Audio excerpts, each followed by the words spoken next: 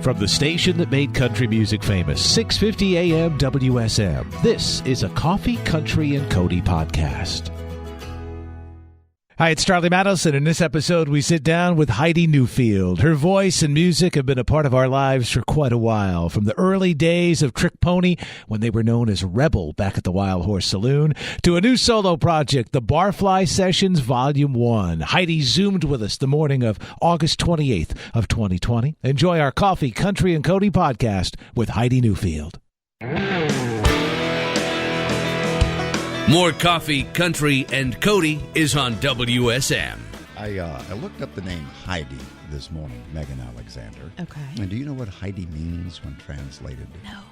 One of noble birth. And if you look at that on Circle Television, if that is not nobility in the flesh as it represents country and Western entertainment, I don't know who or what is.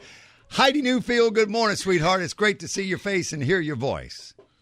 Good morning, Bill. Hello, Megan. Hello, Charlie. Good to see you all. Hey, Heidi. One of nobility. You. I got all spangled up just for you. I know, you look amazing. Doesn't she? You've got talk about this shirt. It is a work of art. I mean, it is. It's got guitars and harmonicas. It's got a sugar skull on the back that will just like knock you out. It's incredible. It was a birthday present. I had to wear it. And is that a Manuel design or someone else? This is actually, I love Manuel and I have a lot of his pieces, but this is a Vera Vasily. And she does a lot of equestrian work. And she's this Russian woman who her embroidery is stellar. And my other half knew that I was a fan of hers. And he had this shirt, this incredible piece of art made for me. And I'm just like, you know what? This would be a good morning to get all sparkly for Bill Cody and That's right. Bedazzled. Coffee and country and Cody. My God. Well, I am honored. I haven't seen y'all in a good while. It's really I'm happy to see all your faces, even if it has to be through a camera. By God. Yeah, we haven't seen, none of us have seen much of each other. We see each other here. We only see each other. Yeah. I know. Thank God. You got to love who you're quarantining with. Yeah. And, you know, the one upside, being the optimist that I am, the one upside to us not being able to be in studio with you is that I can be all dressed up like this and still be barefoot. That is really, I got to tell you, that's the upside to this whole thing. I'm trying to remember, did you play on stage barefooted? Because Dina Carter did. That was one of her things. Did you do that too? Yes, it was.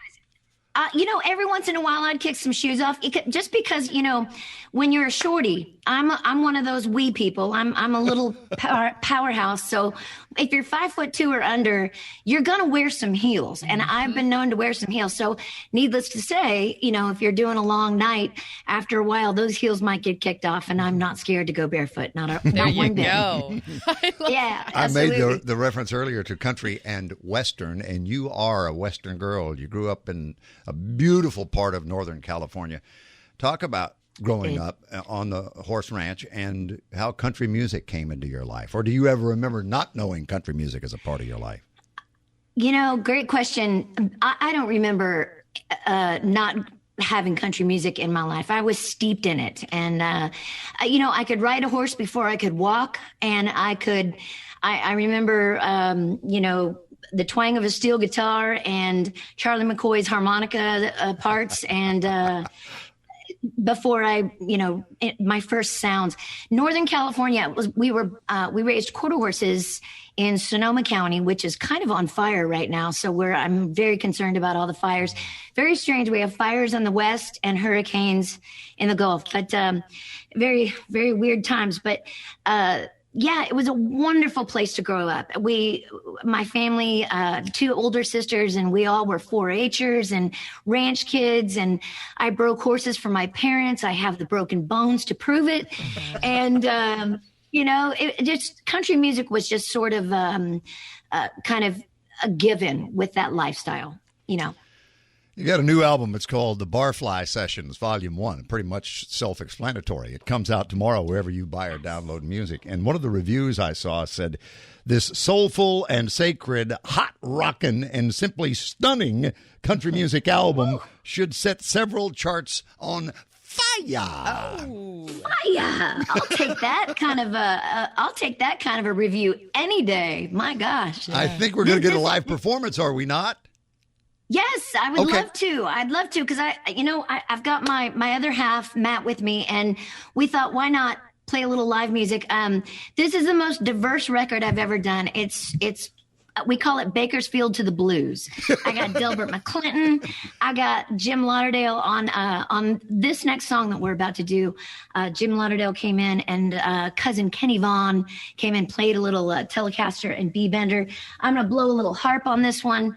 And we're going to take you more towards the Bakersfield area where some of my family also came from. And that barfly over. What you say? Introduce that barfly over your shoulder over there. This barfly right here is from Western North Carolina, and he is a pickin' singing fool, Mr. Matt King right there. Morning, guys. Good to see you again. And Matt and I have known each other for, 20 a minute. plus years. Yeah. So it's, Yes, great it's been to a have minute. you both here. So you're going to do a song thank you called so much. I Could Fall For You. Is that the name of it? This is a tune called I Could Fall For You. Yeah, we just thought we might wake everybody up this morning. Help wake everybody up this morning. A 1, 2, 3, 4, 1.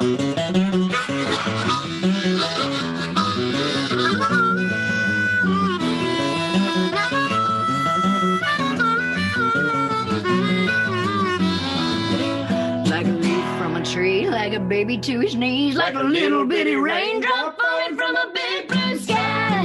Hey, if I wanted to. Yeah, that's right. Wow. My You better believe gosh. that's right. Wow. Heidi Newfield. I just woke myself up. In the Central Time Zone, people, it's 21 minutes after 9 a.m. and she is singing like that. Good New morning. album Oh, my comes gosh. out tomorrow. It's called The Barfly Sessions, Volume 1, I Could Fall For You. On the record, that was Matt King in the background there, but on the record, it's Jim Lauderdale. Megan? Yeah. Heidi, first of all, that was over Zoom, and that is like concert worthy. That was incredible. Technology is amazing, Thank you right? so much. Thank you, Megan. That is really nice to nice to hear. You've got such it's not, it's not natural for us artists to be singing at 9 o'clock in the morning, Right. but for you guys, I mean, that's just a no-brainer. It's like we're doing Coffee, Country, and Cody. There you I'm go. like, say when. That's right. That's right. Heidi, really quickly, I heard you were on a mission with this album. You wanted it distinctly to reflect a certain sound. Quickly talk about that and what that meant to you. This record is I finally got to co-produce for the first time. My good buddy and amazingly talented musician Jim Moose Brown and I co-produced this record. It's 14 songs deep, so it's a big record. We're going to do vinyl on it. The CD is out now on my website at HeidiNewfield.com.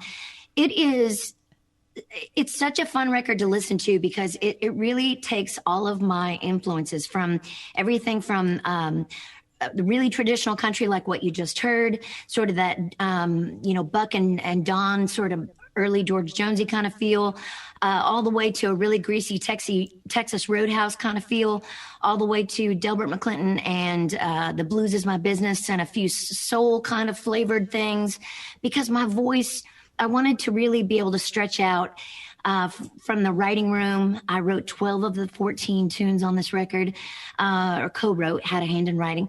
And so it's really just about a record that grabs you from start to finish and you can't wait to hear what's next. It's really, really unique.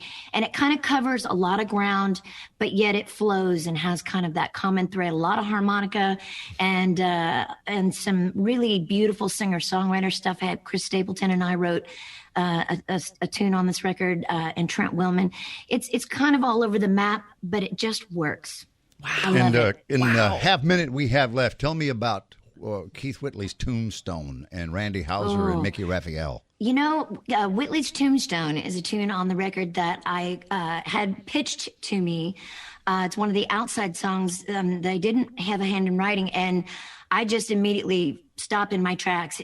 Of course, I was a huge Keith Whitley fan, but it's a really haunting song, as one can imagine by the title. Right. I asked Mickey Raphael if he would come in and blow harp on it on this one. So, he has such an amazing flavor to his harp playing. And I just called my buddy Randy Hauser, and I said, I need a country soul singer. And he came in on his one day off from the road and laid this part down. And he had actually heard this song before as well. He loved it. It was written by Leslie Satcher, John Randall, and Kent Blasey. Wow. What a trio of songwriters writers there. Yeah. Gosh, exactly, what an album. Exactly.